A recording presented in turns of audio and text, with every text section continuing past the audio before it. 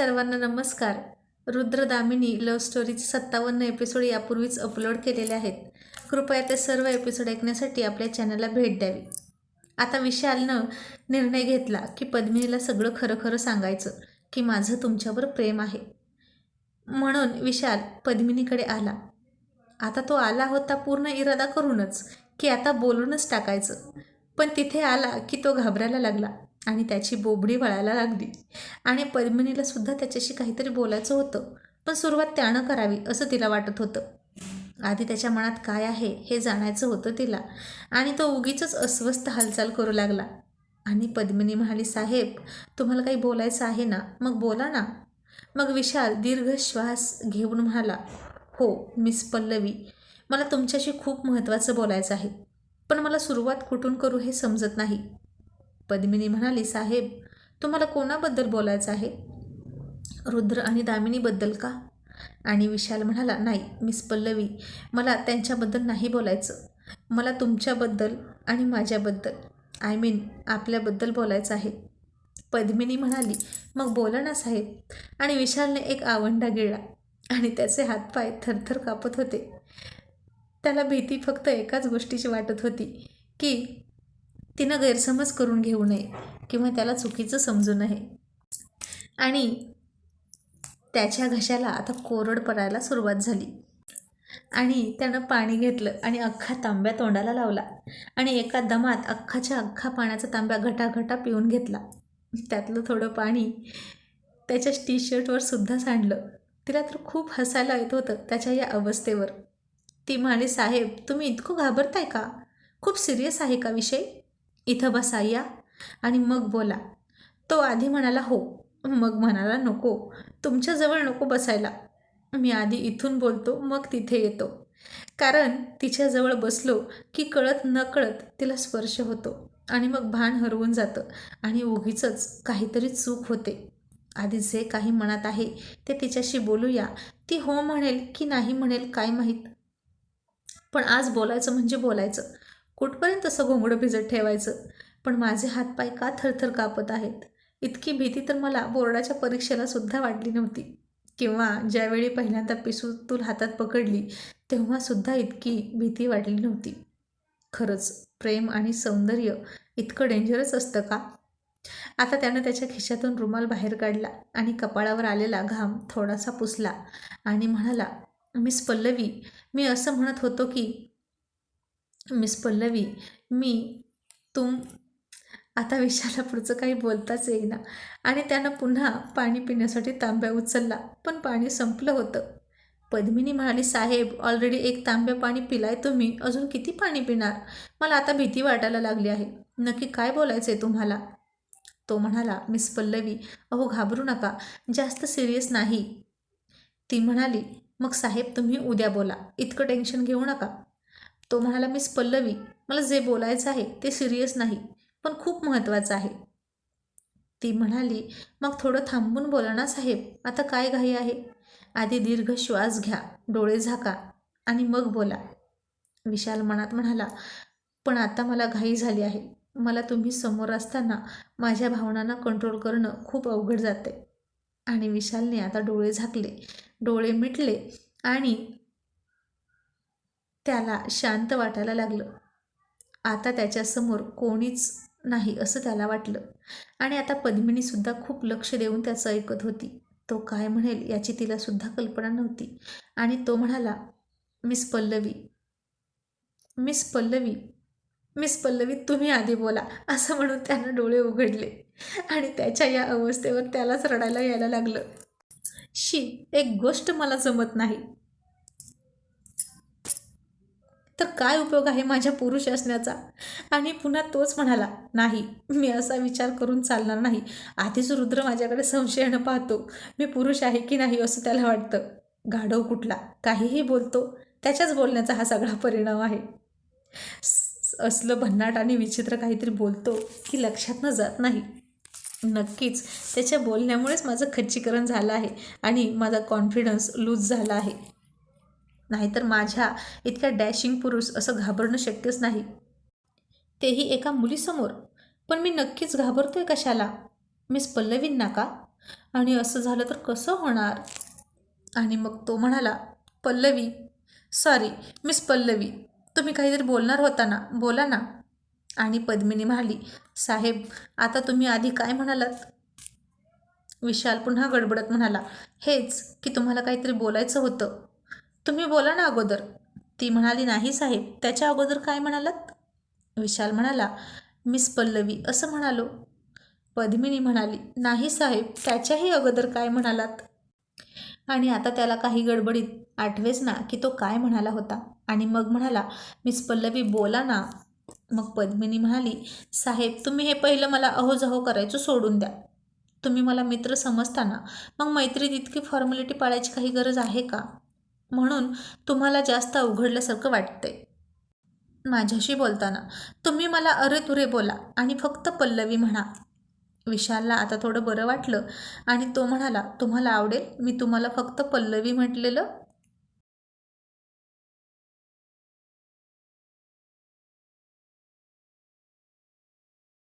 पद्मिनी म्हणाली, आवडेल म्हणून तर सांगते ना की तुम्ही फक्त मला पल्लवी म्हणा. मग सगळा संकोच दूर होईल आणि आपलं मैत्रीचं नातं आणखीन ट्रान्सपरंट आणि मोकळं होईल. आता विशाल थोडा हसला आणि म्हणाला, ओके तर पल्लवी, काय म्हणायचं होतं तुम्हाला? आय मीन तुला. आणि विशालला आता खरंच खूप मोकळं मोकळं वाटत होतं, अगदी दामिनीशी बोलल्यासारखं सहज सोप्पं. आणि आता पद्मिनी हसली आणि म्हणाली, नाही साहेब, आधी तुम्ही सांगा की तुम्हाला काय म्हणायचं होतं.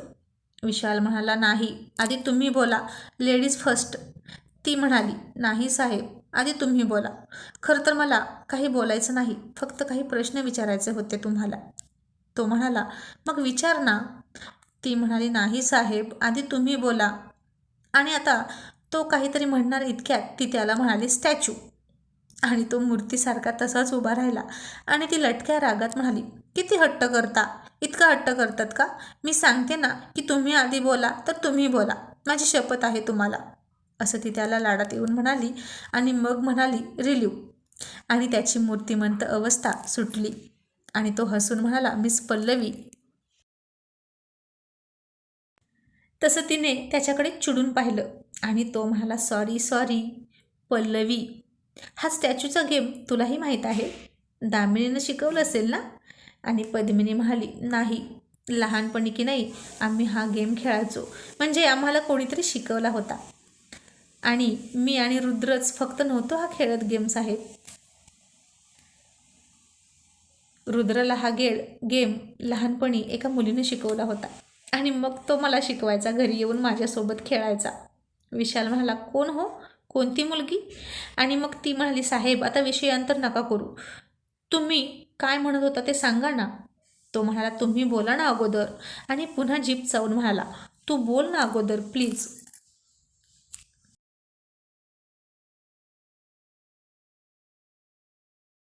आणि ती म्हणाली, मी तुम्हाला माझी शपथ घातली आहे, तुम्हाला जर माझी शपथ मोडायची असेल तर माझी हरकत नाही.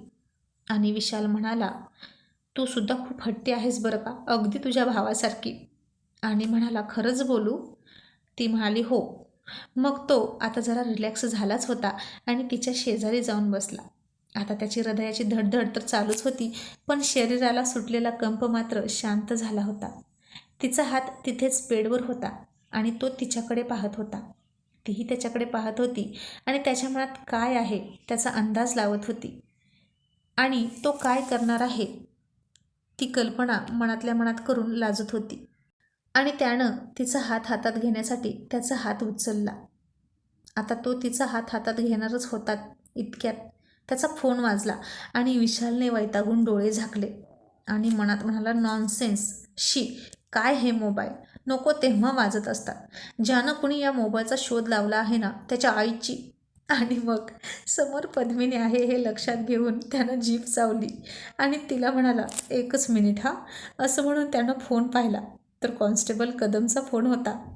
आणि विशाल म्हणाला, पल्लवी, एक मिनिट थांब हा. असं म्हणून त्यानं फोन घेतला आणि म्हणाला, हॅलो कदम, काय अपडेट आहे? आणि समोरून कदम खूप घाबरून बोलत होते, साहेब, त्या गुंडांनी आपल्या टीमवर हल्ला केला आणि शेख साहेब जखमी झाले, तुम्ही लवकर येता का प्लीज? आणि त्यांच्याकडे हत्यारंसुद्धा आहेत. त्यात पाऊस खूप आहे, त्यामुळे आम्हाला त्या गुंडांना पकडता येईना. ते एका बिल्डिंगमध्ये लपले आहेत आणि साहेब, पुढे जायचं धाडस कोणीच करत नाही, कारण त्या गुंडांकडे गावठी कट्टे आहेत. त्यातल्याच एका कट्ट्यातून शेख साहेबांवर गोळी झाडली आणि त्यांच्या खांद्याला चाटून गेली आहे. आणि हे ऐकून विशाल म्हणाला, कदम, कोणी कोणतीच हालचाल करू नका, मी येईपर्यंत. कुठलीच ॲक्शन घेऊ नका, फक्त आहे तिथंच थांबा, पण त्यांना बाहेर पडू देऊ नका आणि तुम्ही घाबरला हे त्यांना कळू देऊ नका. आणि ते किती लोक आहेत हे माहीत आहे का तुम्हाला? कदम म्हणाले, साहेब, 2पेक्षा जास्त आहेत नक्कीच, असं वाटतं. विशाल म्हणाला, ओके, मी आणखीन एक्स्ट्रा पोलीस फोर्स मागवतो आणि मी लगेच येतोय. आणि फोन कट केला. विशालचा चेहरा आता खूप करारी झाला होता. रात्रीचे 11:30 वाजले होते. पद्मिनी म्हणाली, साहेब, काय झालं? पण तिचं काहीच ऐकून न घेता विशाल खूप वेगाने तिच्या खोलीतून बाहेर गेला आणि त्याने त्याची वर्दी अंगावर चढवली, हातामध्ये स्टिक घेतली, कमरेला त्यानं पिस्तूल लावला, डोक्यावर हॅट चढवली.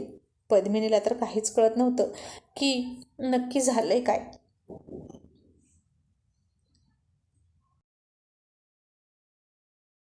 आणि विशाल पळतच गाडीमध्ये बसायला जाणार इतक्यात पुन्हा माघारी आला आणि पद्मिनीला म्हणाला, एक इमर्जन्सी आली आहे, मी परत येतो, तू तुझी काळजी घे. ती म्हणाली, पण साहेब, झाले काय? विशाल गडबडीत म्हणाला, आता मला सांगायला वेळ नाही, टेक केअर, येतो. आता ती म्हणाली, साहेब, तुम्ही तुमची काळजी घ्या. पण ते ऐकायला सुद्धा विशालनं मागं बघितलं नाही आणि तो विजेच्या वेगाने खूप फास्ट गाडी चालवत निघून गेला. आणि पद्मिनीला खूप काळजी वाटायला लागली. ती तशीच त्याची वाट बघत बसली होती. आता रात्रीचा 12 वाजून गेला तरी विशाल परत आला नाही.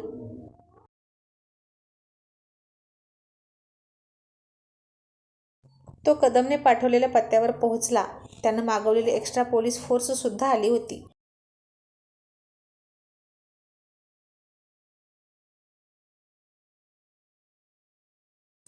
पद्मिनी आता खूप काळजीत पडली होती.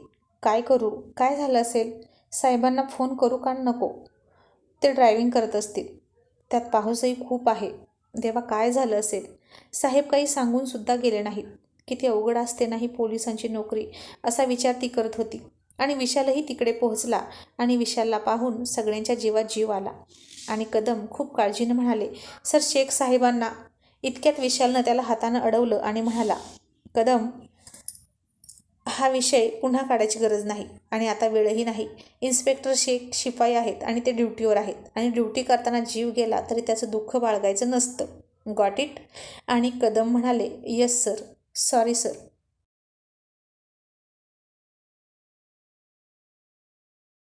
आणि विशालच्या अंगावर कॉन्स्टेबल कदमने छत्री पकडली आणि विशालने माईक हातात घेतला आणि गुंडांना उद्देशून तो मोठ्या आवाजात म्हणाला, मी इन्स्पेक्टर अग्निहोत्री बोलतोय. तसा त्याचा आवाज ऐकून त्या गुंडांना धडकी भरली. इन्स्पेक्टर विशाल अग्निहोत्री आला, मग आता आपलं काही खरं नाही, असं त्यांना वाटलं. आणि विशाल म्हणाला, मला माहीत आहे तुम्ही आतच आहात आणि तुम्ही किती जण आहात हे सुद्धा माहीत आहे, त्यामुळे अतिहुशारी करायचा प्रयत्न करायचा नाही. तुम्ही पोलिसांवर हल्ला केला आणि खूप मोठी चूक केली. तुमच्या सगळ्या अड्ड्यांची माहितीसुद्धा मला माहीत आहे.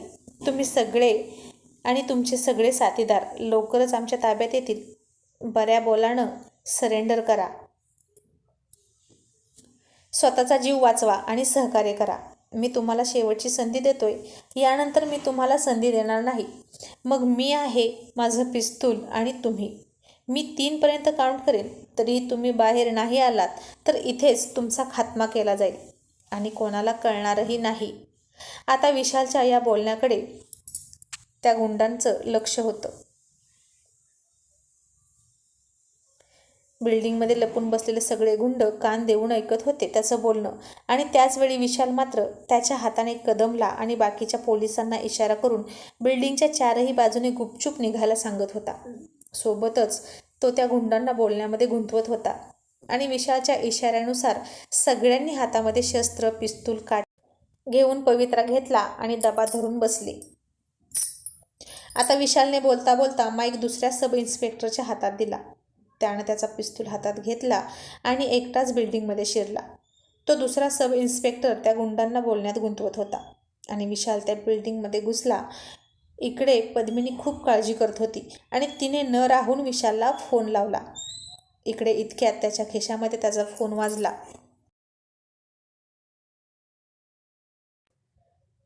फोन सायलेंट मोडवर होता. त्याच्या फोनच्या व्हायब्रेशनचा आवाज गुंडांना सुद्धा आला आणि ते सावध झाले आणि कोणीतरी पोलीस बिल्डिंगमध्ये घुसला आहे हे त्यांच्या लक्षात आलं. आणि तो दुसरा तिसरा कोणी नसून अग्निहोत्रीच असणार, कारण त्याच्या इतकी हिंमत कोणाच्यातच नव्हती हे त्यांना माहीत होतं. आता ते सावध झाले. विशालने फोन पाहिला तर मिस पल्लवी म्हणजेच पद्मिनी त्याला फोन करत होती आणि त्यानं फोनकडे 2 सेकंदच पाहिलं आणि फोन स्विच ऑफ करून टाकला आणि पुन्हा दोन्ही हातात पिस्तूल पकडून सावध पवित्रा घेत तो भिंतीच्या कडेकडेनं जिन्यावरून आत गेला आणि इतक्यात धडाधड पिस्तुलांमधून गोळ्यांचा आवाज आला आणि बाहेर उभा असलेले कदम घाबरले. नक्की आतमध्ये काय चाललं आहे हे कळेना झालं.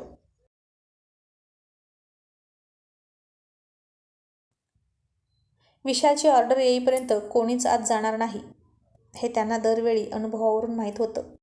त्यानं ऑर्डर दिल्याशिवाय कृती केलेली त्याला आवडत नव्हती. खूप राग यायचा विशालला, कारण त्याचं प्लॅनिंग प्रॉपर असायचं आणि सगळेच त्या बंदुकीच्या आवाजाने घाबरून दबा धरून बसले होते.